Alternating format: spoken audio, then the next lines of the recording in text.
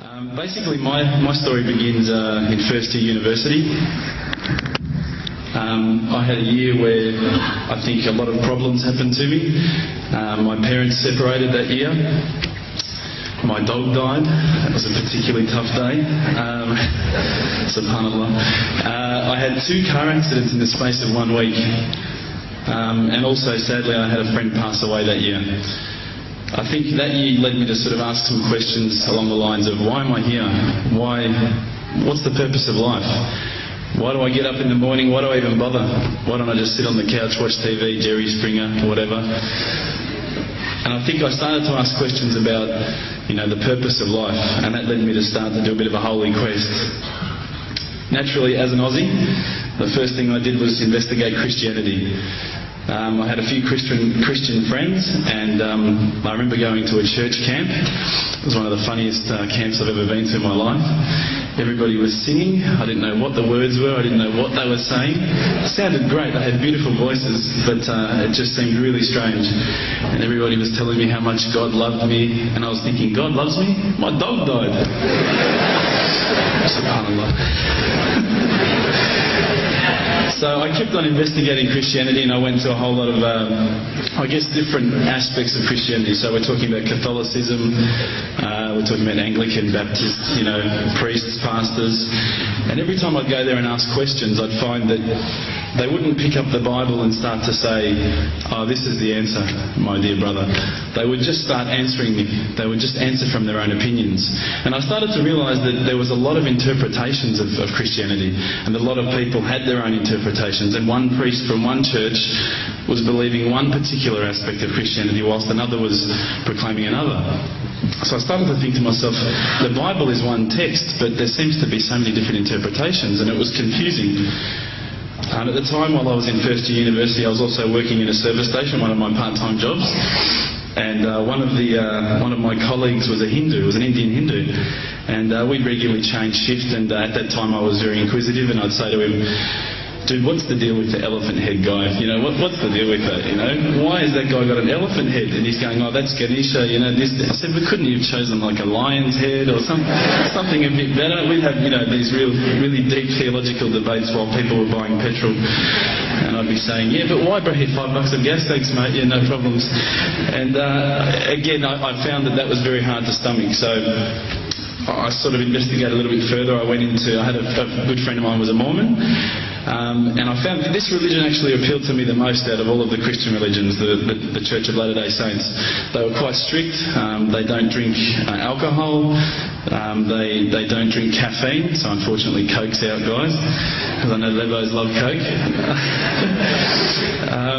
But again, there was that leap of faith I felt that I had to make to embrace this religion. And I found that, I wasn't just into making a leap of faith, I wanted proof. I also investigated Judaism, would you believe? And my original name before Abu Bakr is Reuben. So if you've probably seen all the movies, you've seen Reubenstein. At the end, they probably thought I was Jewish, so they thought, oh, this guy's, one of us. But again, I just didn't find what I was looking for. Lastly, I probably looked into Buddhism, and I found that this was probably the religion that I was going to choose. I thought that this is great. There's so much. People at peace here. They seem to be really switched on, and they seem to be living one with the world, and that's what really appealed to me. But the more and more I looked into it, I guess I realised that it wasn't a religion of God. It was just a nice way to live. One of my friends, one of my close friends, who's a Christian, would you believe, said, tell me the religions that you've investigated. So I went through them. I said, Judaism, Christianity, Catholicism, Buddhism, Hinduism, He goes, what about Islam? Islam? They're terrorists. I'm not going to investigate that religion. They're crazy. Why would I even look at that religion? But lo and behold, I found myself walking into a mosque one day. This was my eternal quest. So I walked straight in, shoes on, straight across the prayer rug. There was a brother praying. I walked straight in front of him. As he went to go into sujood, I almost stepped on his head. Subhanallah, I didn't have any clue what I was doing. I looked over and I saw this brother. You probably know this guy. This is Abu Hamza. He's come here and he's lectured a few times. SubhanAllah, I call him Abu Da'an because he's got a very large beard, mashallah. He came walking out towards me and I thought, today I'm about to die. This is the last day of my life. I'm a dead man. I'm a white boy in Leadland. What am I going to do here? I'm dead. He came walking across as though he just walked out of the Sahara Desert. Big abaya, big beard. But subhanAllah, the first words he said were, "G'day mate, how you going?" If only he had the can of VB, it would have been perfect.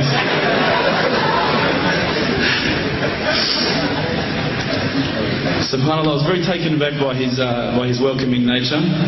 As Aussies, I guess now, I don't want to offend any Australians here, but my upbringing is from a country upbringing.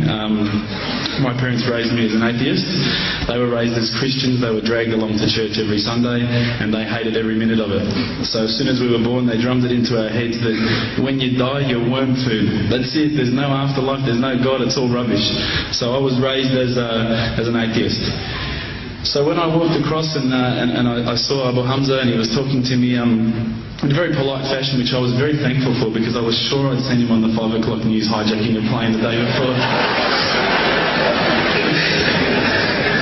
Now, Aussies are hospitable, don't get me wrong, but those are the most hospitable people I've ever come across. And as the brother Hamza was saying, these brothers were making me cups of tea, and I honestly needed to keep going to the toilet every 5 minutes. They just kept putting tea in front of me, biscuits.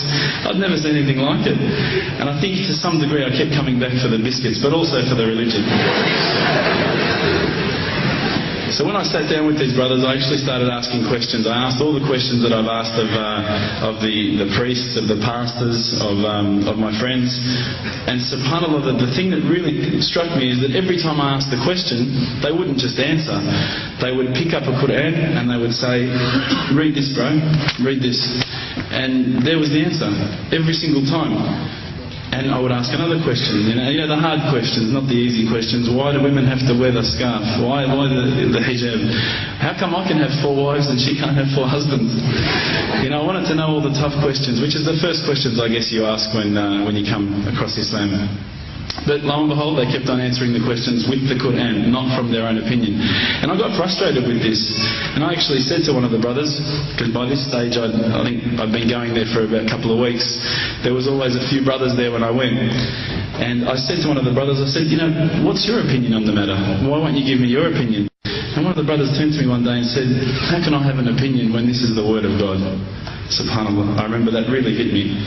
So I asked them if I could take a Quran home, and I didn't say I was going to use it to chalk up the couch or anything like that. I said I was going to respect the book, so I took it home, I started reading it. What I found was, while reading it, it wasn't as though I was reading a story, it was as though I was reading someone commanding me, you know, someone giving me guidance. And one night I decided to really try and get the spiritual mood happening, and I'm sure probably some of you have heard this story before, so I apologise. I'd lit a candle, I had the window open, I had the curtains drawn, you know, I was trying to get that really spiritual feeling. It was a nice summer night in Melbourne, as summer as it can get in Melbourne, and I was sitting there thinking, this is it, you know, this is the night. I'd been, you know, investigating all the spiritual proofs, all the scientific proofs about the fact that the mountains are the pegs, about, you know, how the embryo develops inside, you know, the woman, all these amazing proofs, but I still needed that little push. It's like I was on the edge of a cliff, I was ready to jump, I just needed a push. So I was sitting there, it was very quiet. I was reading Quran, and I stopped. I said, Allah, this is my moment. This is the time I'm about to jump into Islam. All I need is just a sign. Just a little sign, nothing huge, maybe a bolt of lightning.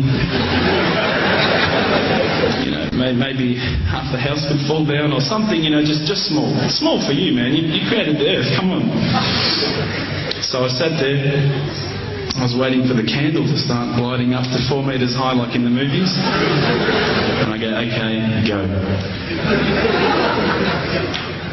And subhanAllah, nothing. Absolutely nothing happened. I was really disappointed, to be honest. So I sat there and I said, Allah, this is your chance. I'm here. So I sat there. I was waiting for the candle to start lighting up to 4 metres high like in the movies. And I go, okay, go. And subhanAllah, nothing, absolutely nothing happened. I was really disappointed, to be honest. So I sat there and I said, Allah, this is your chance. I'm here. I'm not going nowhere. I'll give you another chance. Okay, maybe you're busy. I know it's daytime over the other side of the world. There's a whole lot of stuff going on. Maybe this time it could just be like a car backfiring. Something small. All right, the half the house, the candle. Let's forget that. A bird could fart outside. I don't care. Just anything. So I said, okay, go. And subhanAllah, absolutely nothing happened. And I mean, I couldn't have even said, oh, that was it.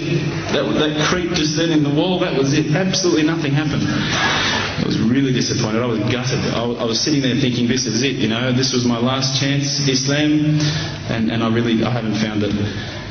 I pulled back the Quran, I turned back to where I was reading. SubhanAllah, the very next verse on the next page, for those of you who ask for signs, have we not shown you enough already? Look around you, look at the stars, look at the sun, look at water. These are the signs for the people of knowledge. SubhanAllah.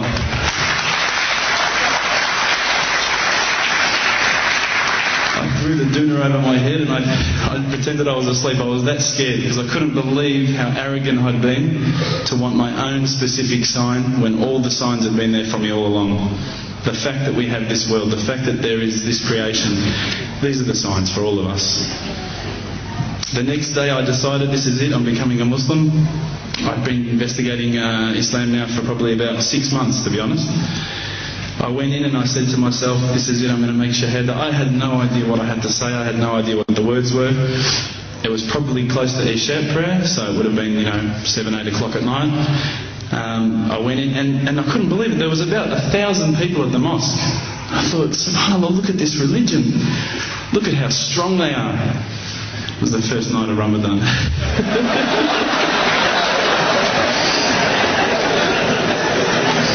Ramadan Muslims.